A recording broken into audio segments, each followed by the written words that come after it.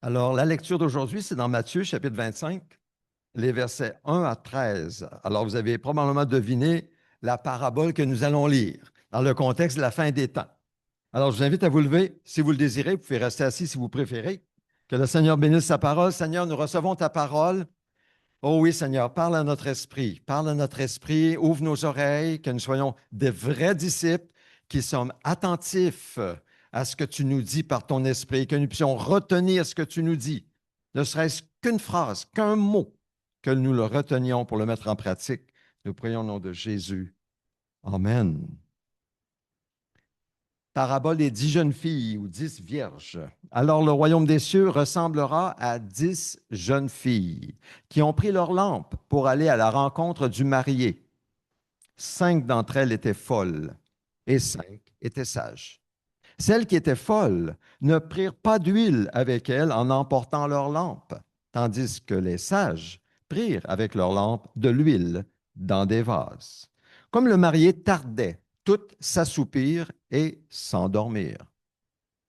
Au milieu de la nuit, on cria, « Voici le marié, allez à sa rencontre !» Alors toutes ces jeunes filles se réveillèrent et préparèrent leurs lampes. Les folles dirent aux sages, « Donnez-nous de votre huile, car nos lampes s'éteignent. » Les sages répondirent, « Non, il n'y en aurait pas assez pour nous et pour vous. Allez plutôt chez ceux qui en vendent et achetez-en pour vous. » Pendant qu'elles allaient en acheter, le marié arriva. Celles qui étaient prêtes entrèrent avec lui dans la salle de noces et la porte fut fermée.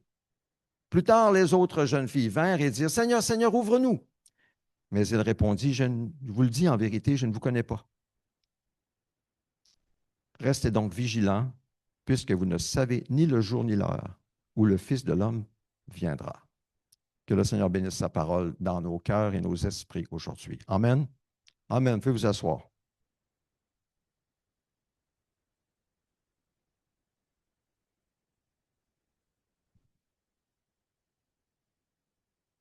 Alors, peut-être qu'il y a certains qui se reconnaîtront sur cette photo. Hier, nous avons eu au sous-sol de l'Église une retraite. Sur la photo, Laurent n'est pas là. Il était là hier, mais il n'est pas là parce qu'il fallait qu'il ait déneigé son toit. Donc, nous étions environ une dizaine à chercher la face de Dieu. Et puis, nous avons voulu discerner sa douce voix en méditant Néhémie chapitre 1 et 2. Et voici ce que moi j'ai retenu de ce qui a été partagé autour de la table. Nous sommes appelés à voir les choses telles qu'elles sont parmi nous et autour de nous et avoir l'humilité d'accepter la situation dans laquelle nous nous retrouvons en tant qu'Église. Non seulement notre assemblée, mais l'Église de Jésus à Québec, où plusieurs se retrouvent isolés, honteux et découragés, un peu comme Israël à l'époque de Néhémie. Le peuple de Dieu à Québec est rempli de brèches que nous devons colmater ensemble. Nous devons nous rapprocher, je crois, c'est ce que j'entends, rapprocher les uns les autres, nous connaître, nous visiter, nous soutenir les uns les autres. Ça, c'est une chose que j'ai entendue. La deuxième, à l'instar du peuple de Dieu, à l'époque de Néhémie, comprenons que la dispersion et l'exil des chrétiens aujourd'hui, les séparations dans nos relations entre frères et sœurs, en quittant les assemblées, par exemple, sont souvent le fruit de nos désobéissances à la parole de Dieu. Souvent. Comme Israël, nous faisons à notre tête et le jugement temporaire de Dieu tombe sur le peuple qu'il désire pourtant tellement voir uni en Christ Jésus. L'intention de Jésus, pourtant, n'a pas changé. Il a dit, « Je construirai mon Église, et les portes du séjour des morts ne l'emporteront pas contre elle. » C'est toujours son intention, et ça a été répété hier. Alors, basé sur le texte et les partages, si nous revenons à lui, à Jésus, de tout cœur, en le louant, en le remerciant, si nous prions en nous basant sur les promesses de Dieu, qui ne changent pas, si nous reconnaissons et confessons nos péchés et nos fautes avec humilité, en renonçant intentionnellement à ces péchés qui nous séparent, pour obéir à sa parole sans compromis par la foi, alors Dieu nous bénira, c'est sûr et certain. Sûr et certain. Et ensemble, nous pourrons bâtir avec Jésus son Église. Enfin, connaissons et marchons à partir de notre position en Christ. Ça, c'est ressorti aussi. Concentrons-nous sur la vision de Dieu pour nous en tant qu'assemblée et non seulement sur des tâches à accomplir dans l'Église. Ça aussi, c'est ressorti. Faisons de plus en plus de place à la prochaine génération de ceux qui aiment Dieu en gardant ses commandements. Troisième chose qui est ressortie dans ce dernier point. Nous avons besoin de chrétiens engagés qui prennent soin d'une ou de deux personnes pour prier pour elles et les encourager. Un peu comme les familles israélites qui étaient dispersées autour de la muraille. Vous vous souvenez dans Néhémie, la muraille de Jérusalem, et prenaient soin soit d'une porte ou bien d'une crevasse dans le mur pour la colmater.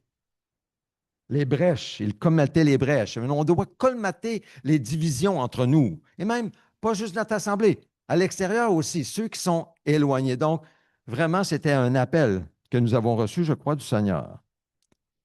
Nous devons prendre soin les uns les autres en cherchant d'abord la face de Dieu pour discerner qui nous devons prendre soin. Voyez-vous l'appel que Dieu nous lance? Et c'est ce que nous croyons entendre de notre Père céleste aujourd'hui, hier. À cet égard, et je termine avec cela, on a distribué une photo montrant un ange et une lanterne, soulignant, à mon sens, l'appel à veiller les uns sur les autres en attendant notre époux à tous. Et remarquez que c'est comme une vierge qui attend son époux. Elle attend son époux avec une lanterne. Alors, l'application que je vois, c'est que, avec le contexte de Néhémie, si nous répondons à l'appel de Dieu, de d'abord chercher la face de Dieu, écouter qui le Seigneur nous met à cœur et que nous prenons soin de la personne ou des personnes que le Seigneur nous met à cœur intentionnellement, eh bien, nous allons comme prendre soin d'une partie de la muraille que Dieu veut que nous colmations ensemble. Alors ça, c'était une photo qui a été partagée, qui était comme une mise en pratique de cet appel. Merci Seigneur pour nous avoir rencontrés hier à la retraite. C'était vraiment bon. C'était vraiment bon d'être autour de toi et d'entendre ce qui sortait, Seigneur Dieu, de nos cœurs, guidés par ton esprit. J'ai vraiment senti que ta présence était là, au centre de nos vies, au centre de cette retraite. Merci Seigneur pour ce temps précieux et riche. Seigneur, c'est toi la tête de l'Église, nous venons de le souligner. C'est toi qui es le grand berger des brebis. Et Seigneur, nous voulons simplement écouter ta voix et donne-nous la grâce, Seigneur, par ton Saint-Esprit, à la mettre en pratique, à obéir, à faire ce que tu nous dis de faire, chacun là où tu nous appelles, et que nous puissions voir les murs être colmatés, les portes être réparées, et ton Église être formée et être construite, car c'est ce que tu as dit. Alors nous voulons simplement te suivre. Jésus, viens à notre aide au nom de Jésus. Amen. Amen. Merci à ceux qui étaient là. C'était vraiment bon hier. J'ai beaucoup apprécié. Donc, dans la série de la fin des temps, nous devons être prêts. Être prêts pour accueillir notre roi lorsque nous serons enlevés pour le rencontrer sur les nuées du ciel. L'attente en action, c'est l'attitude sûre à adopter. L'attente en faisant ce qu'il nous dit de faire. C'est la manière d'attendre le Seigneur et de ne pas être honteux lorsqu'il reviendra. Nous devons veiller et être prêts 24 heures sur 24. Donc, toujours avec la même attitude de l'attendre en action. Non pas en nous répétant du matin au soir que Jésus va revenir bientôt. Non, ça ne nous prépare pas. Ce qui nous prépare, c'est en vivant d'une manière telle que nous n'aurons pas honte lorsque Jésus reviendra. Il nous prendra, il va nous surprendre, parce qu'il va surprendre, comme on le voit dans les vierges, il surprend toutes les vierges. Le mari arrive, l'époux arrive, tout le monde est surpris, mais il y en a 5 qui sont prêtes. Alors que nous soyons tous de ces 5 qui sont prêts à le recevoir. Jésus a raconté à ses disciples 3 paraboles pour souligner et illustrer ce qu'il entendait par veiller. La semaine dernière, nous avons vu celle où on voit les serviteurs laborieux qui se mettent au travail et qui ont 5 sacs d'argent, ils les font fructifier, et puis voilà, 5 autres sacs d'argent. On a vu ça la semaine dernière. Et le serviteur paresseux qui, lui, il s'en fout, il va mettre ça dans la terre, il ne fait rien, il ne connaît pas son Seigneur, et puis là, il est tout surpris quand il revient, mais voici, ça c'est à toi. Mauvais serviteur paresseux. Et nous venons de lire et d'entendre la parabole des 10 filles vierges.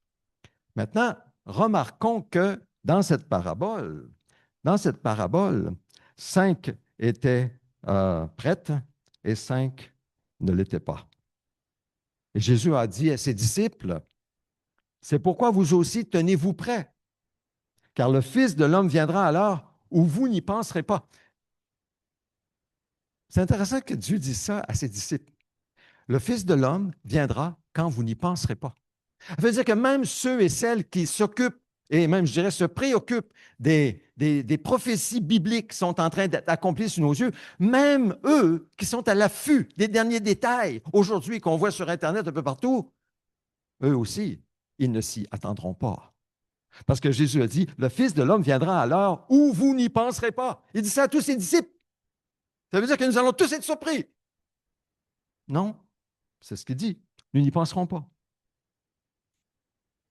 C'est pourquoi il est si important d'être prêt, vraiment prêt pour le retour de Jésus. Et je me pose la question, suis-je prêt? Es-tu prêt? Sommes-nous prêts? Vivre prêt pour le retour de Jésus implique de vivre à la lumière du jour du jugement où nos actes et nos motivations seront révélés. Ah, voilà ce que ça signifie être prêt. C'est-à-dire que nos actes, nous le savons et nous nous préparons à cela. Et c'est ça être prêt. Nous nous préparons à ce que nos actes et nos attitudes, nos motivations soient révélés au grand jour. Sommes-nous prêts à cela? C'est ça être prêt. Dieu a dit par Paul dans 1 Corinthiens 4, verset 5, c'est pourquoi ne portez aucun jugement avant le moment fixé, avant le retour du Seigneur, car il mettra en lumière ce qui est caché dans les ténèbres et il dévoilera les intentions des cœurs. Voyez-vous, chacun recevra alors de Dieu la louange qui lui revient. Es-tu prêt à cela? Si tu dis oui, je suis prêt à cela, c'est sûr que je ne suis pas parfait, je pêche, mais je confesse mon péché, je marche avec le Seigneur, ma vie est, comme on dit, c'est propre, je suis clean devant Dieu, tu es prêt. Mais si tu dis oh, oh, dans ton cœur, si tu dis hey, là, ça veut dire que tu n'es pas prêt, probablement pas prêt. Alors, ça, c'est la parole de Dieu. Donc, la parabole des 10 vierges, le problème, ce n'est pas que 5 vierges se sont endormies et 5 autres étaient éveillées parce qu'elles elles se sont toutes endormies. Elles s'assoupirent et s'endormirent. Le problème, c'est que 5 d'entre elles s'étaient préparées, étaient prêtes pour l'arrivée de l'époux, mais 5 ne l'étaient pas. Il est là le problème. Elles n'étaient pas prêtes, quoique elles se croyaient prêtes. Elles se croyaient prêtes parce qu'elles l'attendaient comme les autres.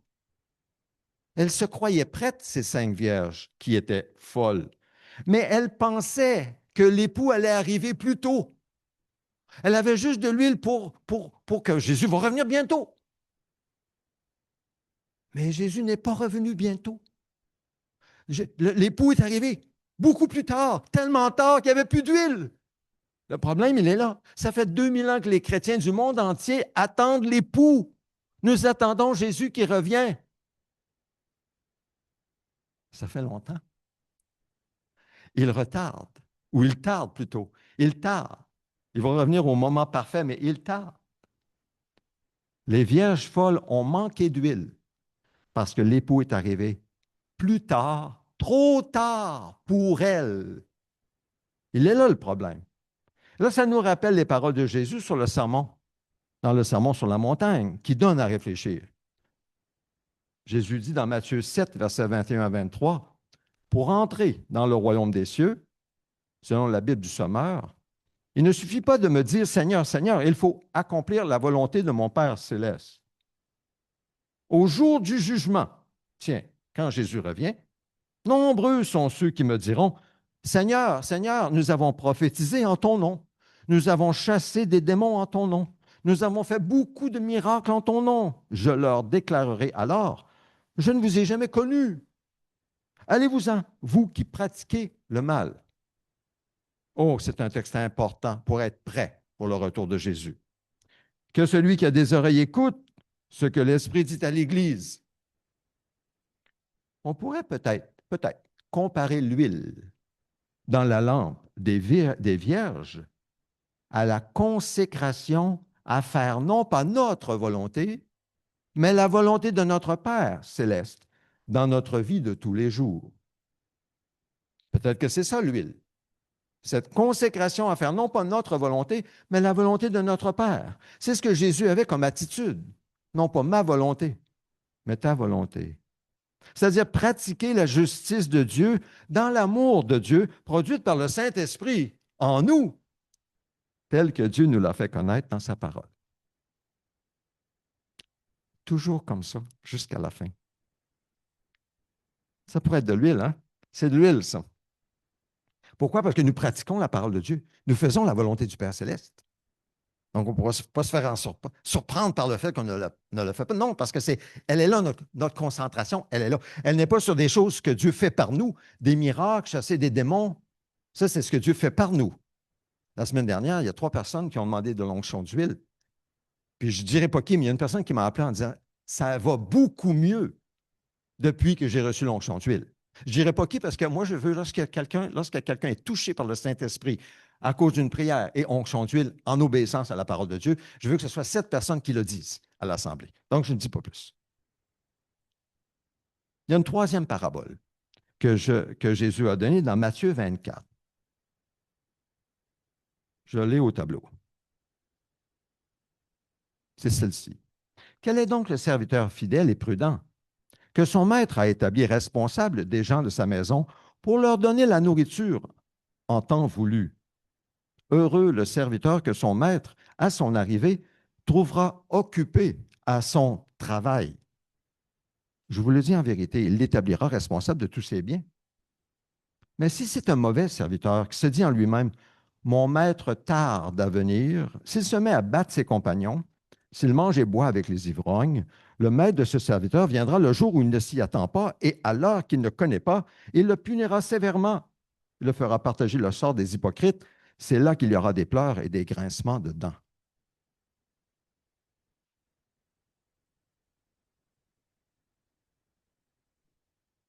Dans cette parabole qui illustre, c'est une illustration de ce qui va se passer lorsque Jésus-Christ va revenir.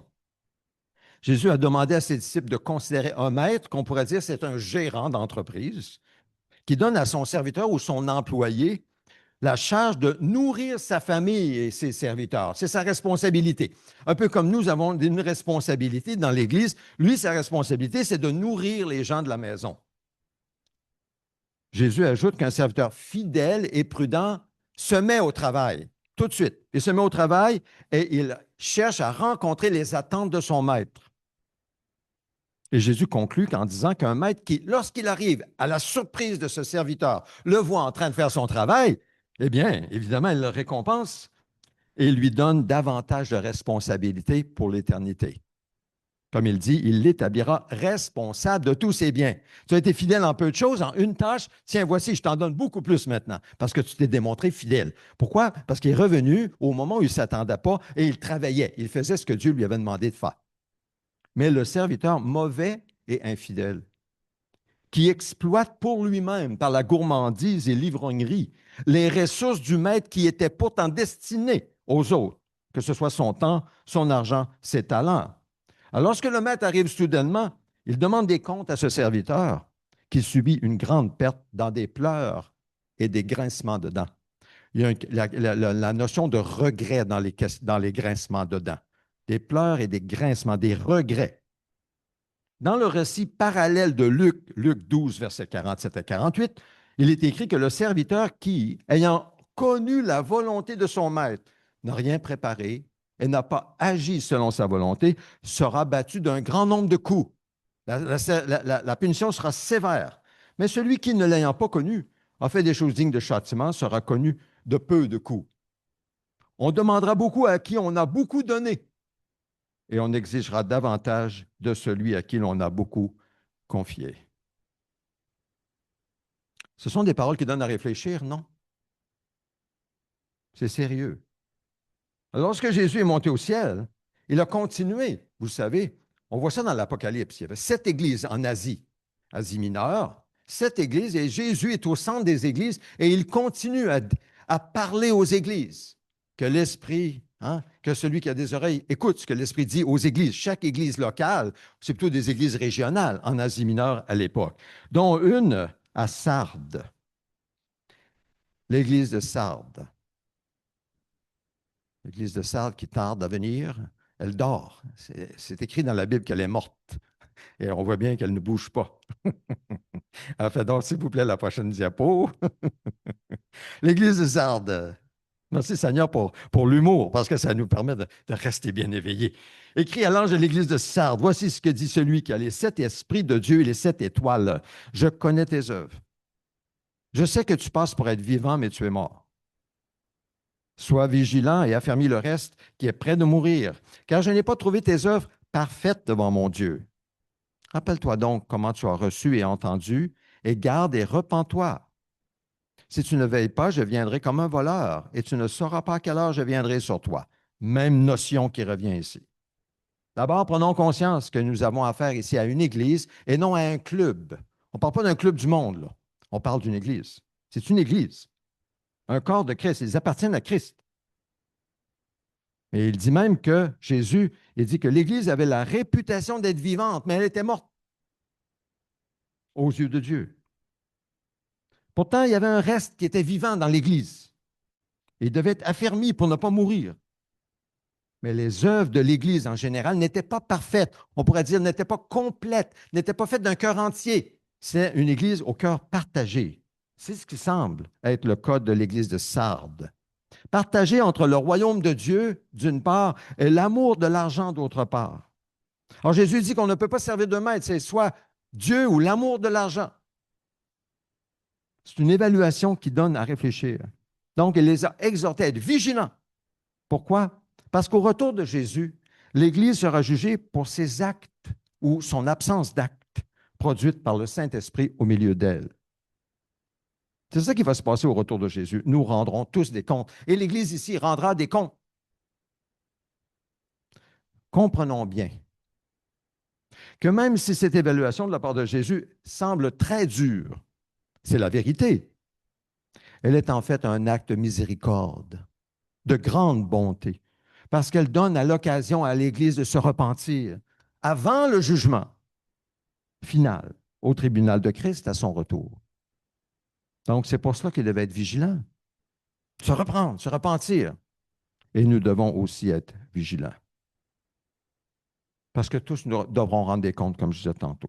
Il est écrit, en effet, dans 2 Corinthiens 5, verset 10, « Il nous faudra tous comparaître devant le tribunal de Christ, afin que chacun reçoive le salaire de ce qu'il aura fait, bien ou mal, alors qu'il était dans son corps. » Et je l'ai déjà expliqué dans le passé, ce que nous faisons de bien et qui apparaîtra au tribunal de Christ et qui nous apportera une récompense éternelle. Notre trésor éternel, il est là, en plus d'une nouvelle vie et d'un corps transformé. C'est ce que Christ aura fait par nous.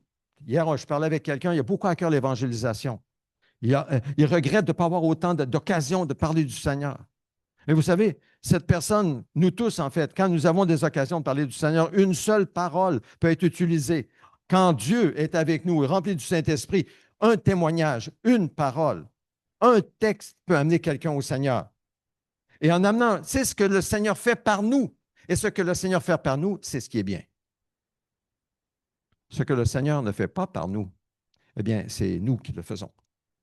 Et c'est mal. Comprenez ce que je veux dire? C'est corrompu par le péché, c'est impur. Et ça ne fait pas partie de notre trésor éternel. Pas du tout. C'est seulement ce que le Seigneur Jésus fait par nous. Alors, dernière partie du message. Regardons maintenant, quelles sont les œuvres? Les œuvres que le Seigneur nous appelle à faire pour construire. C'est la première, l'Église de Jésus-Christ. Des actions à entreprendre ensemble en Église. Ce sont des exemples, il y en a d'autres, mais ce sont 3 que je retiens. L'œuvre de construire l'Église nous a été confiée. Elle nous a été confiée à nous et non aux anges. Pendant que Jésus était sur la terre, il a commencé cette grande œuvre de l'Église et il s'est écrit, il dit à Pierre, « Je te dis que tu es Pierre et sur ce rocher, Je construirai mon Église pour parler du témoignage de Pierre, de la révélation qu'il avait reçue du Père, que Christ, du Père, qu'il est le Fils du Dieu vivant. Les portes du séjour des morts ne prévaudront pas contre elle. Et selon ce passage, Christ continue à construire son Église parce qu'il n'est pas encore revenu. Et c'est la raison pourquoi il n'est pas revenu, une des raisons du monde. La raison, c'est qu'il continue à construire son Église dans le monde entier. Alors, il le fait à travers nous. Il veut nous utiliser, comme je dis. Pourquoi? Parce qu'il veut nous donner, nous faire participer à ses richesses éternelles, à ses récompenses éternelles. Il veut le faire par nous.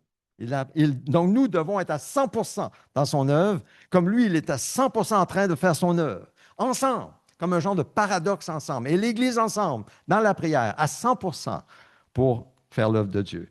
Il nous enrôle pour travailler à sa moisson, comme je disais tantôt, dans sa moisson. Il nous guide pendant que nous construisons. Il nous équipe pour accomplir le travail du ministère. Il nous donne le pouvoir de porter du fruit. Et j'ai des textes bibliques pour ceux à qui ça intéresse. Deuxièmement, nous devons construire l'Église en faisant des disciples de tous les groupes ethniques. Pas seulement de chacun parmi nous, mais on doit penser bien à l'extérieur, de tous les groupes ethniques. Jésus a dit, allez, faites de toutes les nations, ethnos en grec, des disciples. Ce sont les groupes ethniques. Jésus est allé jusqu'à dire qu'il ne reviendrait pas avant que nous, ses serviteurs, ayant accompli la tâche de faire des disciples de chaque ethnos par nation, c'est traduit par nation. Il dit dans Matthieu 24, 14, « Cette bonne nouvelle du royaume sera prêchée dans le monde entier. » C'est ce qu'il annonce. Matthieu 24, c'est un texte qui parle des temps de la fin. Il dit, « Cette bonne nouvelle du royaume sera prêchée dans le monde entier pour servir de témoignage à toutes les nations, à toutes les ethnos, les ethnies. Alors viendra la fin. » Dans les années 70, l'Église mondiale a commencé à se demander si elle avait accompli la grande commission, puisque l'Évangile avait effectivement été prêché à toutes les nations du monde. L'Esprit Saint a cependant corrigé la compréhension qu'avait l'Église du temps du terme « nation ». En 1974, Billy Graham a invité Ralph Winter, Dr. Winter, à prendre la parole à la conférence de Lausanne en Suisse. Le Dr. Winter a fait part aux dirigeants chrétiens réunis de sa nouvelle compréhension du mot « nation ». Il a expliqué que ce mot venait du grec ethnos, d'où vient le mot ethnique. En d'autres termes, Jésus disait qu'il ne reviendrait pas tant que l'Évangile n'aurait pas été apporté à toutes les ethnies ou groupes de personnes dans le monde. Alors, on ne parle plus de nation, selon le terme, la définition que nous donnons à nation. On parle de groupes ethniques dans tout le monde. Les dirigeants de l'Église se sont rendus compte que la grande commission n'avait pas été accomplie comme Jésus l'avait prévu. Et ça a révolutionné les missions mondiales. Et depuis ce temps-là, il y a vraiment une lancée vers l'atteinte des nations, comme dans l'Alliance, on en parle depuis des années, les peuples peu atteints, les peuples peu atteints. Toujours on en parle. Pourquoi? Parce que nous croyons qu'il y a encore des ethnies qui n'ont pas entendu l'Évangile suffisamment pour en faire des disciples. J'y reviendrai. On estime que chaque groupe ethnique aura sa propre traduction de la Bible entre 2026 et 2031. Geneviève Perrault aurait pu nous le confirmer. C'est ce qu'on estime présentement. Et probablement avant, avec toute l'aide technologique que nous avons, probablement avant 2031. Mais ça, c'est pas loin, ça. C'est dans quelques années. Jésus ne nous a pas dit de simplement donner à chaque groupe ethnique une copie du Nouveau Testament. Non, non, non, non. Il nous a demandé de faire des disciples. C'est ce qu'il a dit. Allez, faites de toutes les nations, les ethnos, des disciples. C'est ça le commandement de Jésus, de tous les groupes ethniques. Donc, il veut que son Église éternelle, son peuple, qui le louera autour de son trône, soit composé de chaque ethnie du monde. C'est ce qu'on comprend de l'Écriture. Des membres de chaque groupe ethnique. Et il y a évidemment une différence entre des convertis et des disciples. Qu'est-ce que c'est un converti? C'est quelqu'un qui lève la main, on a fait un appel, il a fait un appel. Oui, il a entendu l'Évangile, il est converti, il vient à Jésus-Christ. Mais c'est un peu comme une maman qui donne naissance à son enfant. Il a donné naissance à son enfant, mais c'est une chose de donner naissance à un enfant. Je n'ai jamais vécu, je ne le vivrai jamais. Mais pour les mamans, j'ai beaucoup de respect pour vous. Parce que vous avez donné naissance. Mais vous savez tout le travail que ça signifie de donner naissance à un enfant. Mais il y a tout un autre travail après de faire ce bébé un garçon soumis, obéissant, discipliné, qui va travailler, qui va être responsable et qui va devenir mature. Ouh, c'est un autre domaine de travail. Et là, le papa, c'est important qu'il fasse son travail. Là c'est au papa d'agir. C'est lui la responsabilité de la maison, de faire de ses enfants des disciples, des hommes et des femmes responsables, des leaders dans notre société. C'est au papa. Et bien sûr, la maman est son aide. C'est ce que Dieu nous appelle à faire, de tous les groupes ethniques. Pas seulement des convertis, des disciples de Jésus-Christ. Donc, on a encore quelques années devant nous. Le Seigneur tarde encore. On aura peut-être une copie des Écritures d'ici 2029, peut-être. Mais là, ensuite, c'est pas tout. C'est pas fini. Il faut faire de toutes les ethnies des disciples. Donc, voyez-vous le travail que nous avons. Troisièmement, nous devons faire des disciples qui apprennent à obéir à Jésus. Alors, ça, c'est dans le même texte. Pour faire paraître devant lui cette Église glorieuse, sans tache, ni ride, ni rien de semblable, mais sainte et irréprochable. Sainte, séparée du monde, séparée du péché, consacrée à Dieu. Voilà l'Église que le Seigneur est en train de faire avec chacun de nous. Et comme il est patient, n'est-ce pas? Comme il est bon. Merci Seigneur pour ta patience envers nous, pour que nous soyons irréprochables lors de son retour. Nous remarquons que ce n'est pas simplement d'enseigner. Hein. Moi, j'enseigne, ça fait 30 ans dans cette église, j'enseigne. Ce n'est pas vraiment juste enseigner, c'est faire des disciples. Et c'est en fait la raison pourquoi, il y a quelques années, j'ai reçu et j'ai partagé les notions sur le renouveau de l'Église. Parce que le renouveau de l'Église, ce sont des leçons qui sont très pratiques pour que nous devenions des disciples de Jésus-Christ. C'est pour ça qu'on fait le renouveau. C'est pour ça que j'en parle. C'est pour ça que je sers dans ce mouvement mondial du renouveau de l'Église. Pourquoi? Bien, pour ça, justement, parce que j'ai bien vu que l'enseignement, j'aime enseigner, vous le savez, j'aime prêcher, mais ce n'est pas ce qui est vraiment nécessaire dans une Église locale, bien qu'on apprécie les enseignements. Ce qui est vraiment nécessaire, c'est lorsque nous sommes quelques-uns, peut-être un avec un autre, et nous formons un disciple. Et c'est le travail de suivre du un à un ou en petits groupes. On a les églises maisons, c'est un peu dans ce sens-là, de devenir des disciples de Jésus, de nous encourager les uns les autres, avec l'image que j'ai apportée tout à l'heure de l'appel de Dieu, je crois, pour notre assemblée, c'est-à-dire de chercher la face de Dieu et de nous concentrer sur une ou deux personnes, prier, l'encourager, peut-être l'appeler, prendre des nouvelles, pour qu'on puisse, et pas juste notre assemblée, oui, notre assemblée, ça commence ici, mais aussi à l'extérieur, ceux qui sont isolés à l'extérieur. C'est ça que j'ai essayé de dire tantôt, et c'est ça qui me semble être monté hier lors de notre retraite. Quatrièmement, le fait de penser à l'éternité nous motivera à achever le travail. C'est le dernier point. Colossiens, si donc vous êtes ressuscités avec Christ, recherchez les choses d'en haut, où Christ est assis à la droite de Dieu. Attachez-vous aux réalités d'en haut et non à celles qui sont sur la terre. Donc, pensons à l'éternité. Et la manière dont, je l'ai déjà dit dans le passé, l'image vient de Ray Dirksen qui, justement, a écrit les enseignements sur le renouveau. Il dit, notre vie ici-bas, que ce soit 70 ans, 80, 90, 100, 105, peu importe si c'est le nombre d'années, c'est un point.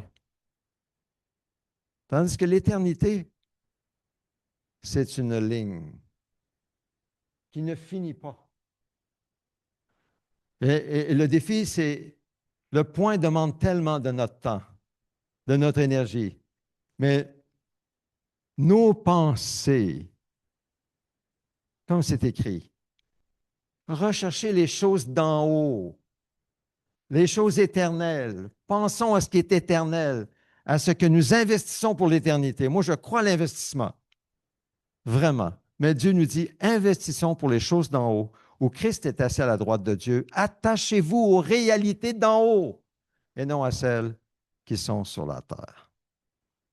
Donc, que le Seigneur nous aide.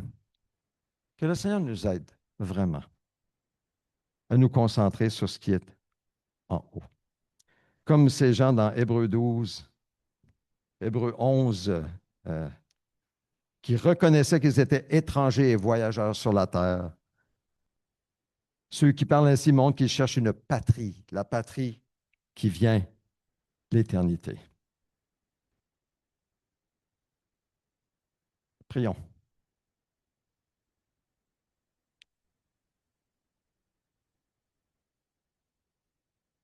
Seigneur Jésus, tu es celui qui nous a montré comment vivre. Tu es toi-même l'homme par excellence.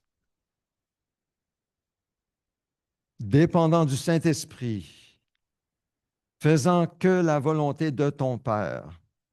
Ta vie est une merveille sur cette terre. Une merveille, la plus grande des merveilles. C'est ta vie sur cette terre. De la naissance, même la conception miraculeuse dans le sein de Marie, ta naissance, toute ta vie, ton baptême, ton ministère, ta passion, ta mort sur la croix pour porter nos péchés, toi qui es devenu péché pour nous, ta résurrection, ta montée au ciel et la descente du Saint-Esprit. Ta vie est une merveille sur la terre. Et tu nous montres aujourd'hui, tu nous avertis comment vivre en ces temps qui sont les derniers, car c'est sûr et certain que tu reviendras. Et tu reviendras quand on ne s'y attend pas. Alors, Seigneur, tu nous dis clairement aujourd'hui de veiller et d'être prêt pour ton retour. Aide-nous, chacun de nous, aide-nous à saisir ce que tu attends de nous, la tâche que tu nous as donnée, à la faire de tout notre cœur, pour toi, par amour pour toi, et nous serons prêts pour ton retour. Au nom de Jésus. Amen.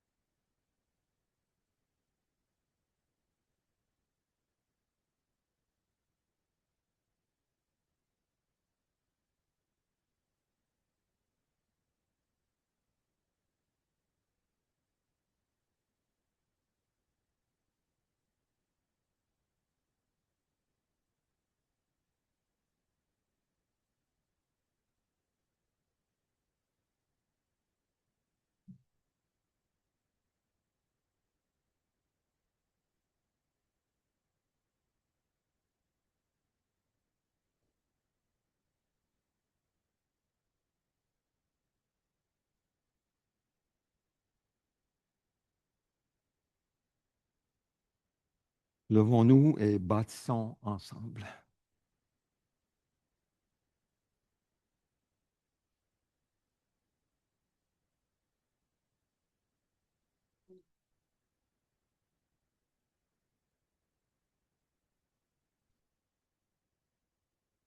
J'ai vu cette image cette semaine et pas très, très clair, mais on voit évidemment Christ qui est sur la croix et on voit une figure au ciel.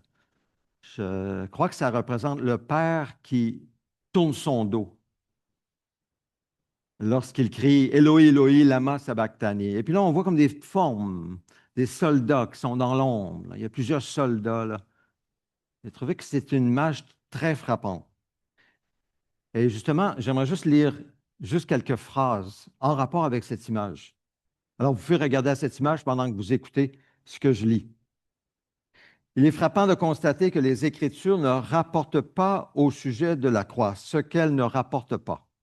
On ne dit jamais que Jésus a crié de douleur à cause des clous. Aucun cri lorsque sa chair a été déchirée. Aucune protestation lorsque sa respiration est devenue difficile. Aucune larme face aux moqueries et aux coups. Mais il y a eu un cri. Un seul instant où sa voix s'est brisée, non à cause de l'agonie physique, mais à cause de la séparation. Eloi, Eloi, lama sabachthani. mon Dieu, pourquoi m'as-tu abandonné? C'est la signification. Ce n'était pas un cri de surprise. C'était le cri d'un fils qui avait connu une communion ininterrompue avec le Père depuis toute éternité et qui faisait maintenant l'expérience de la séparation pour la première fois. À ce moment-là, les Écritures nous disent que Jésus est devenu péché pour nous, pas pécheur, péché, portant tout le poids de la rébellion de l'humanité. Il est devenu malédiction pour nous sur la croix. Et parce que Dieu est saint, le Père détourna son visage du péché que son Fils portait, afin de pouvoir se tourner vers nous sans nous condamner et nous punir, une fois que nous sommes unis avec lui par la foi. Et c'est ce que nous célébrons dans le repas de communion. La douleur la plus profonde de la croix n'était pas les clous pour Jésus, c'était le silence, la séparation, l'abandon. Le prix à payer pour réconcilier un monde brisé avec un Dieu trois fois saint. Et pourtant, même dans ce cri, Éloi, Éloi, lama sabachthani, Jésus parlait à ceux qui prêtaient attention. Ces paroles étaient les premières lignes du psaume 22, un psaume prophétique, écrit des siècles plus tôt, qui décrit la crucifixion dans des détails frappants. Les mains, les pieds percés, les moqueries des spectateurs, les vêtements tirés au sort et partagés, la souffrance suivie de la victoire. Tout est écrit dans le psaume 22. Dans son dernier souffle, Jésus n'exprimait pas la défaite, mais l'accomplissement. Le Messie faisait exactement ce que les Écritures avaient annoncé. Il a enduré la séparation afin que nous puissions avoir une relation. Il a supporté l'abandon afin que nous puissions être adoptés. Il a accepté que le ciel se détourne de lui afin que le ciel puisse enfin se tourner vers nous. Et Jésus s'est écrié, tout est accompli. Peu après, le voile s'est déchiré, confirmant que la séparation d'avec Dieu avait été supprimée pour l'humanité grâce au sacrifice de Jésus, l'humanité qui croirait en lui. La croix n'était pas seulement une question de mort, il s'agissait de restauration et d'un amour véritable qui était prêt à payer ce prix de notre réconciliation avec Dieu. N'est-ce pas merveilleux? Alors, c'est une fête que nous célébrons en prenant le repas de communion. Nous fêtons notre Sauveur. Nous sommes si fiers de lui, non? Oh, nous sommes tellement reconnaissants. Alors prenons ce repas du Seigneur, son corps et son sang qui est versé pour nous. Venez prendre avec moi ces éléments, ce pain et ce jus, qui sont le corps et le sang de Christ, afin de communier avec lui et que par cette communion avec lui, nous puissions communier les uns les autres et rebâtir les murs brisés de notre Église, et de l'Église de Québec, avec la grâce de Dieu parmi nous. Amen.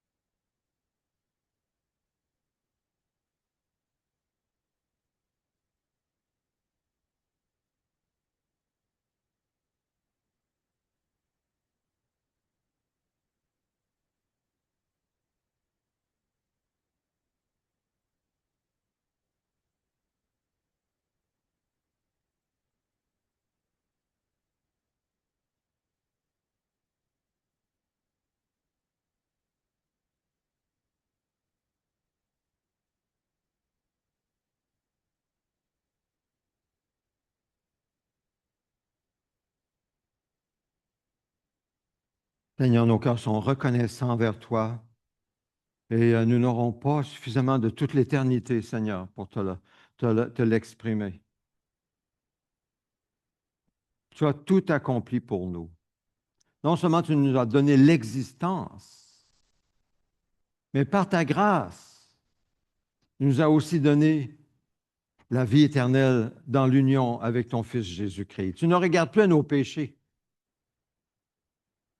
Tu les as oubliés volontairement.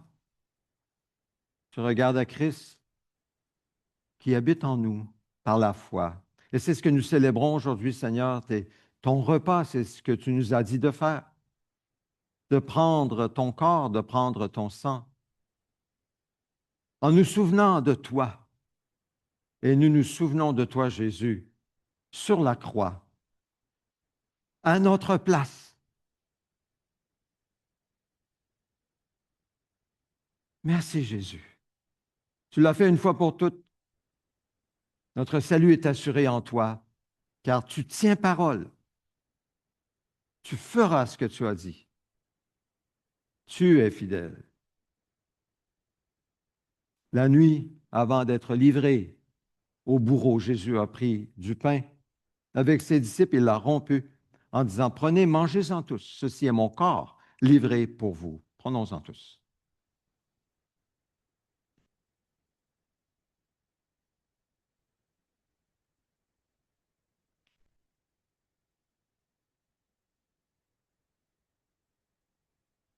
J'ai besoin de toi, Jésus. Nous avons besoin de toi, Jésus. C'est pourquoi, comme ce pain, nous mangeons, nous nous nourrissons de ce pain, nous avons besoin de toi, Jésus. De ton corps crucifié à la croix à notre place. Nous avons besoin que ça fasse un avec notre âme. C'est pourquoi nous mangeons ce pain. Ensuite, il a pris la coupe, l'a distribuée à ses disciples en disant, prenez, buvez-en tous, le sang de l'alliance nouvelle et éternelle qui est versé pour vous. Prenons-en tous.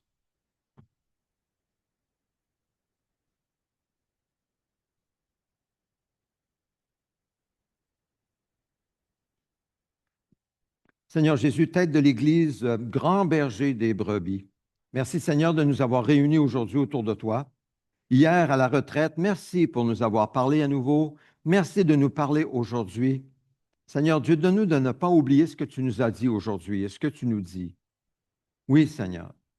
Ce que tu dis a le pouvoir de créer en nous de nouvelles personnes. Nous acceptons de faire ce que tu nous dis sans suivre nos émotions qui sont changeantes. Nous nous engageons à suivre ce que tu nous dis. Seigneur, j'ai appris ce matin que notre frère Yvon Desmeules est à l'hôpital depuis jeudi. Son médecin l'a envoyé d'urgence. Il parlait d'un problème au niveau de la prostate. Donc, Seigneur, nous prions pour Yvon. Nous prions que tu mettes ta main sur lui, ta main guérissante, puissante, que tu communiques ta santé, Esprit du Dieu vivant, présent et puissant dans la vie de notre frère Yvon. Que tu puisses le relever, Seigneur Dieu, par ta grâce. Guide les médecins, guide tout ce qui se passe, révèle ce qui doit être révélé.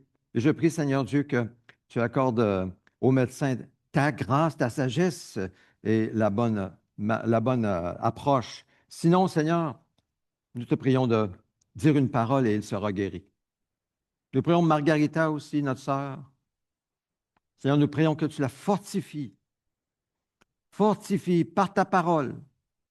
La fortifie, Seigneur, par ton esprit qui utilise ta parole dans son cœur. Qu'elle puisse regarder à toi et continuer à te servir avec la force que tu lui donnes. Bénis ses enfants autour d'elle, Loïda, Steve, Alberto, Alexandra. Bénis, Seigneur, Margarita. Merci, Seigneur, pour la vie de notre sœur Patricia qui est auprès de toi maintenant, pour ce service qui a eu lieu hier à Sept-Îles, auprès de Samuel, Sabrina, Simon, Chagani, Sébastien, puis la sœur de Samuel, Annick. Merci pour la vie de Patricia que nous allons célébrer dans quelques semaines, ensemble dans un service à la mémoire de sa vie parmi nous. Merci, Seigneur. Merci d'entendre nos prières. Continue, Seigneur, ton œuvre dans chacune de nos vies, dans notre assemblée. Seigneur, donne-nous de de voir ta gloire en répondant à nos prières que nous t'apportons, Seigneur Dieu. Merci, Seigneur. Nous pensons aussi, Seigneur, à ceux qui sont au Niger, que ce soit le pasteur Ali Atou, son épouse, et les pasteurs avec lui qui suivent le renouveau, les principes de renouveau pour leur église locale. Nous pensons aussi à l'église de Boyé-Boyé pour le besoin d'un toit pour l'église. Seigneur, nous prions que tu pourvoies, ainsi que l'église de Maïroua. Nous prions que tu continues ton œuvre, Seigneur Dieu, dans ces pays, au Niger comme au Burkina Faso. Nous prions au nom de Jésus. Amen. Amen. Parlant du Burkina Faso,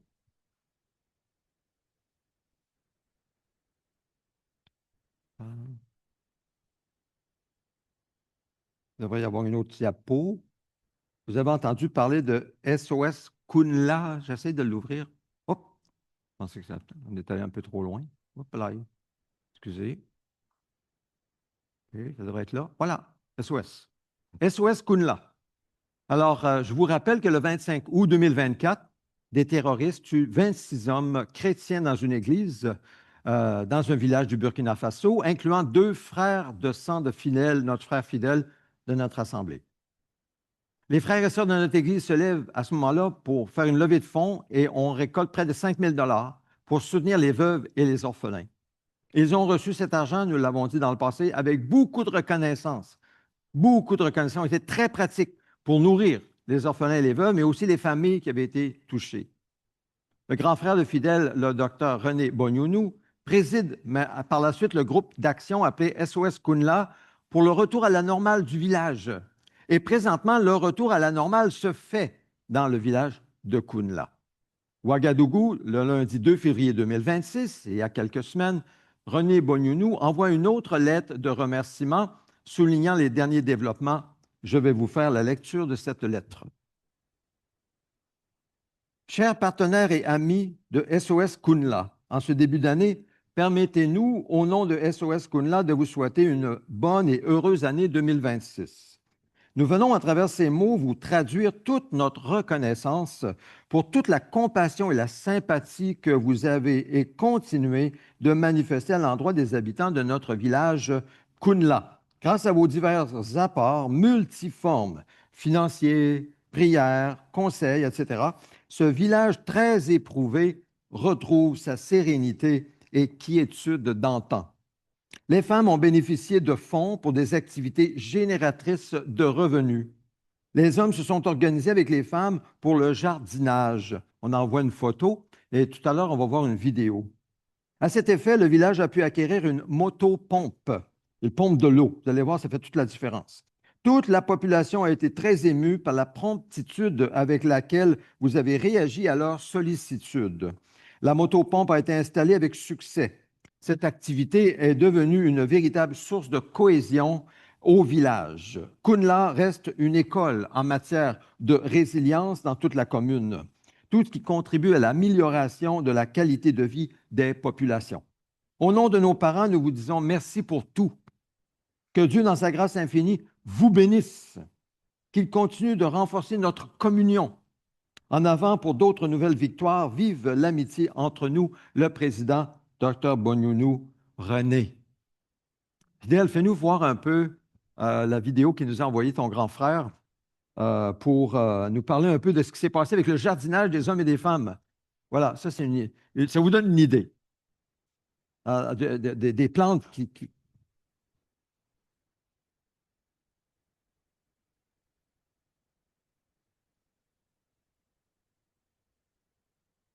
C'est beau, hein? C'est extraordinaire. C'est vraiment extraordinaire. Puis on voit les champs comme mouillés, c'est la motopompe, c'est l'eau. Ils distribuent l'eau dans les champs. C'est très sec là-bas, c'est la période de sécheresse.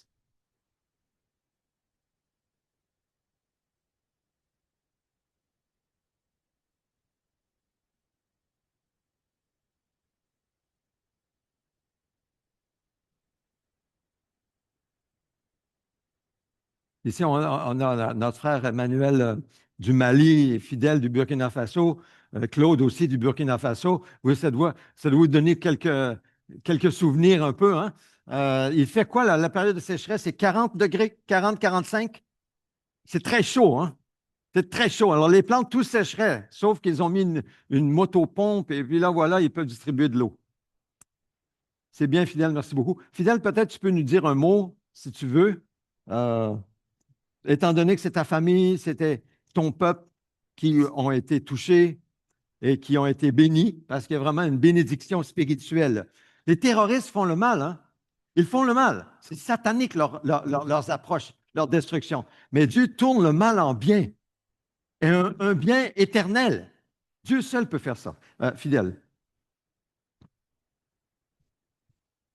Oui, tu peux parler à l'arrière, il n'y a pas de problème. On te voit très bien. Ah, du moins, je te vois très bien.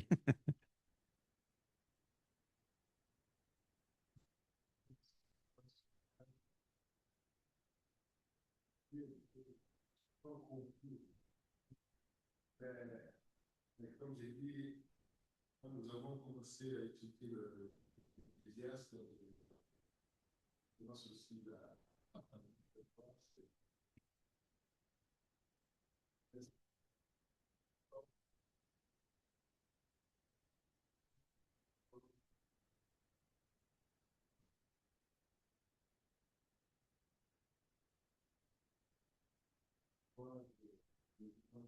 parce que pour pouvoir récolter, c'est toujours mon inquiétude. Mais ce qui est plus intéressant, c'est de la maison même plus loin, ça va pas. On va comme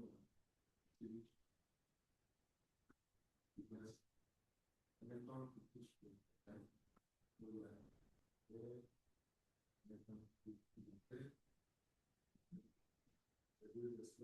ça soit comme à la période, aussi avoir que les gens ont la joie de vivre. C'est que moi je pense, malgré l'insécurité, dans le futur, la joie de vivre.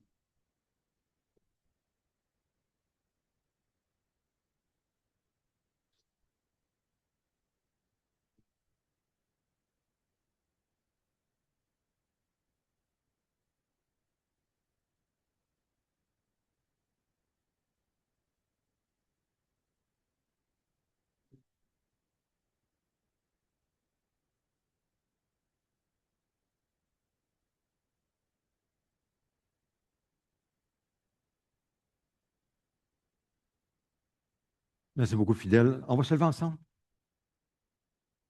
On se lève en signe de solidarité envers Kunla, le village de Kunla, envers Fidèle, son frère René. Il y en a d'autres aussi, Jude. Il y a des Dacuyo dans ce groupe que moi j'ai fait partie. Je reçois les nouvelles. Donc, Seigneur Jésus, nous voulons te confier ces hommes et ces femmes qui travaillent d'arrache-pied pour le jardinage. Je sais que les femmes aussi se sont affairées pour faire du savon qu'elles vendent au marché. Seigneur, nous prions au nom de Jésus que tu donnes à ces frères et ces sœurs, à ces gens, de réussir dans leur entreprise par ta grâce. Mets tes anges autour de ce village, protège ce village de toute attaque terroriste. Et au contraire, mets la main sur ces terroristes pour qu'ils soient éliminés euh, totalement, Seigneur, de toute menace des populations qui existent, Seigneur. Nous te prions, Seigneur, de continuer ton œuvre de grâce parce que tu utilises cette situation qui était très mauvaise, qui venait de l'ennemi. C'est très clair que tu n'as pas approuvé, mais tu as permis pour produire plus encore, encore mieux encore. Et nous prions pour de nouvelles naissances. Nous prions, Seigneur, pour une transformation de nos cœurs, pour que nous ne soyons pas indifférents, mais que nous prenions bien conscience qu'en prenant le repas de communion aujourd'hui avec toi, ils prennent aussi ce même communion. Certains parmi eux, ils prennent cette même pain, ce même jus. Nous sommes unis en Christ avec eux. Ils font partie de notre corps, qui est ton corps. Et c'est une action très claire que tu nous appelles à participer dans la mesure de nos moyens, du moins dans la prière, dans les dons, autant que nous puissions le faire. Nous prions que tu bénisses René, docteur René Boniounou, ainsi que toute l'équipe SOS Kunla. Nous prions que tu la gardes dans ta main et qu'ils puissent manger les produits de leur récolte et qu'ils puissent même vendre les produits de leur récolte pour pouvoir relancer l'économie du village. Seigneur, protège-les, bénis-les, nous les remettons entre tes mains et nous nous attendons à toi au nom de Jésus. Amen. Amen. Restons debout et nous allons prier la prière que le Seigneur nous a enseigner. On la connaît par cœur, n'est-ce pas? Elle s'en vient. Et pareil.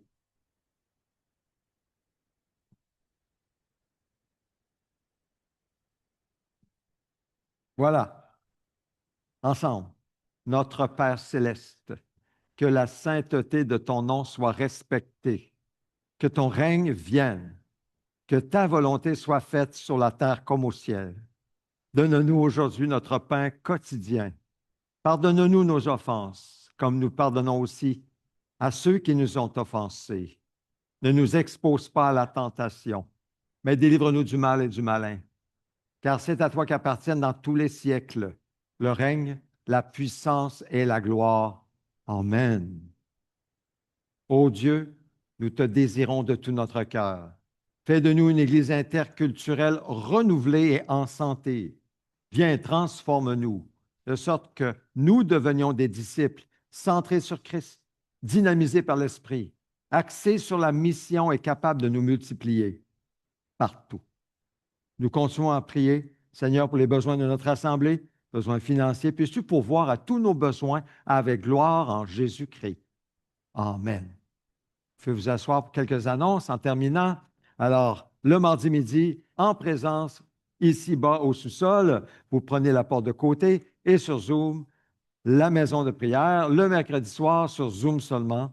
Et puis, si vous avez à cœur un autre midi durant la semaine, vous pouvez m'en faire part. La salle Zoom est ouverte 24 heures sur 24, 7 jours sur 7. Église Maison, le lundi chez Robert, le mercredi chez Georges. Bienvenue à tous. Étude biblique, Ecclésiaste 4, n'est-ce pas, fidèles? Nous sommes au 4e chapitre. Le Forum des évangélistes, les 27 et 28 mars, à l'Église évangélique Chauveau. Si vous avez besoin de détails, veuillez m'en parler. L'anniversaire de naissance cette semaine, Isabella Castellanos, puisqu'elle n'est pas ici, nous ne chanterons pas pour elle. Bonne fête, Isabella, si tu es sur Zoom avec nous. Et la dernière, c'est la bénédiction. Je vous invite à vous lever pour une dernière fois. Recevons ensemble la bénédiction. Que la grâce du Seigneur Jésus-Christ, l'amour de Dieu et la communion du Saint-Esprit soient avec nous tous dans le nom de Jésus. Amen. Amen. Bonne fin de journée. Il devrait y avoir du café, collation au sous-sol. Si vous avez besoin de prière, je suis disponible également.